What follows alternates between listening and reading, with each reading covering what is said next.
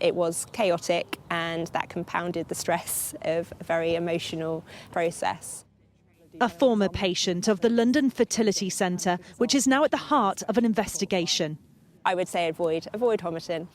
Anna, not her real name, had IVF at Homerton in 2022, describing a dysfunctional environment.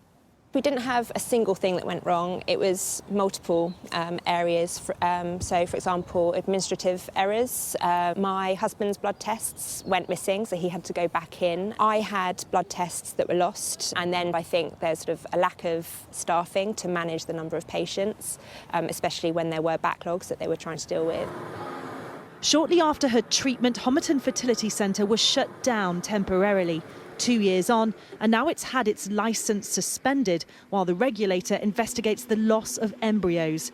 A statement reads, "There have been 3 separate incidents within the unit which have highlighted errors in a small number of freezing processes.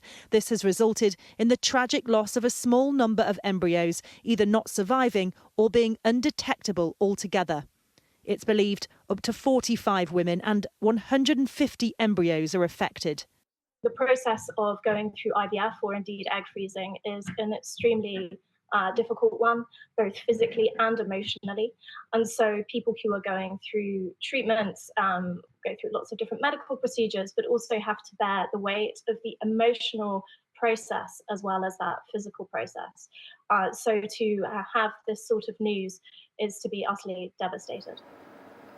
Last month, more than 100 women were affected by a faulty freezing solution at clinics in London and Sheffield.